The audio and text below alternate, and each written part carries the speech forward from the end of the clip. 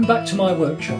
This is where I'll be showing you how I make or repair parts for classic cars, bikes, machines and sometimes prototype devices.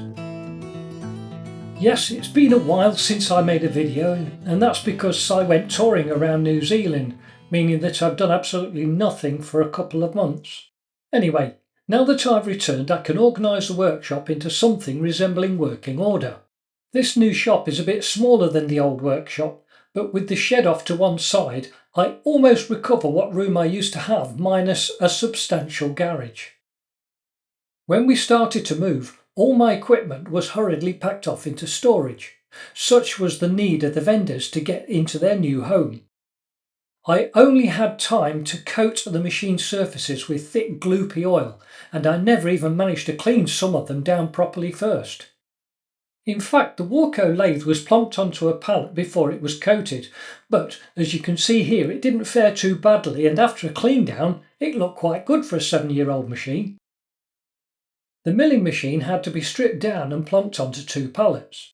Building it back to its former glory is a job that I'd rather leave to much younger and more able-bodied people next time, if that ever happens. I'm also planning to fit a DRO to it soon. This machine ended up collecting rust and muck from the underside of my 18-inch magnet. Fortunately, the table was well oiled before that lump was put on it. Before the swarf shield was replaced, the nod and the tramming was completed. The tramming is a straightforward process, but the nod is a little bit more involved. The nod is altered by placing the appropriate amount of shimming in the main post accessed by these caphead screws. But to be fair to say that none of this could take place until the main body was as level as it could possibly be and without rocking on the floor. Once I was happy with this, I bolted the feet down.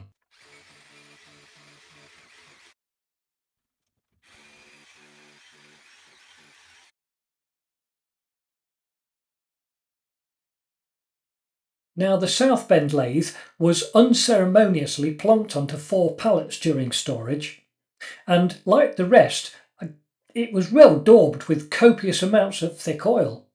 The oil certainly attracts the muck and dust, that's for sure.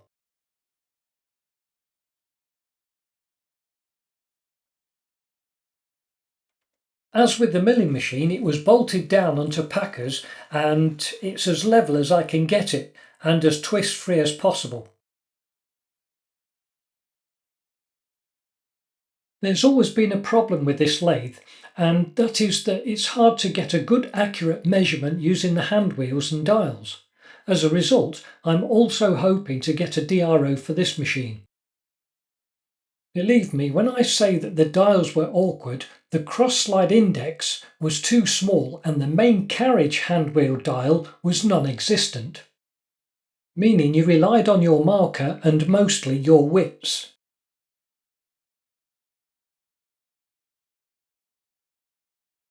Next up was the Clarkson cutter grinder, but being a small machine it cleaned up very quickly, and I haven't levelled this machine as it sits on 3 points and can be bolted direct to the floor.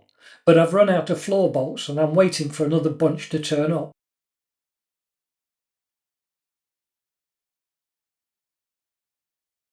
The surface grinder needed a lot more cleaning and a great deal more time spent on the levelling.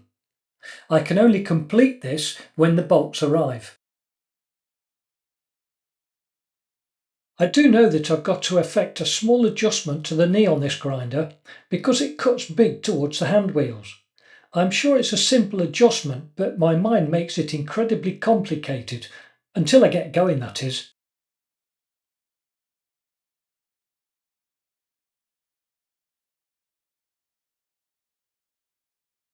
The shaper has also been levelled up, but again more time will be spent on this when the bolts arrive.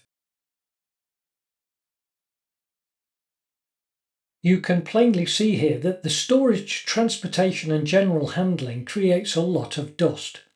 And where it lands on oiled parts, it has the potential to become sandpaper. So cleaning a good flush with oil and an oily rag makes all the difference.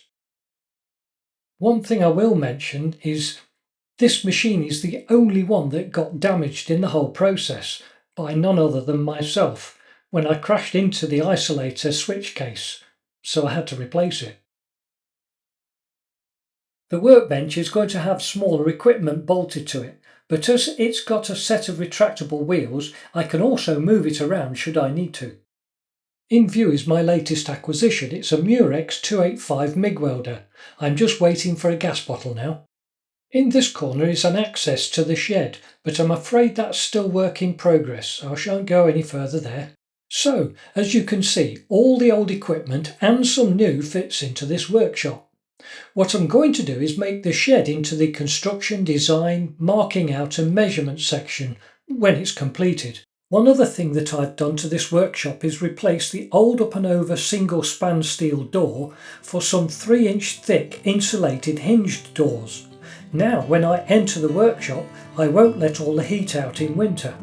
After all that, I should soon be back on the box making, repairing or getting up to no good, with the occasional assistance from my wonderful wife Mrs. Shed Dweller. So for now, thanks for watching and bye for now.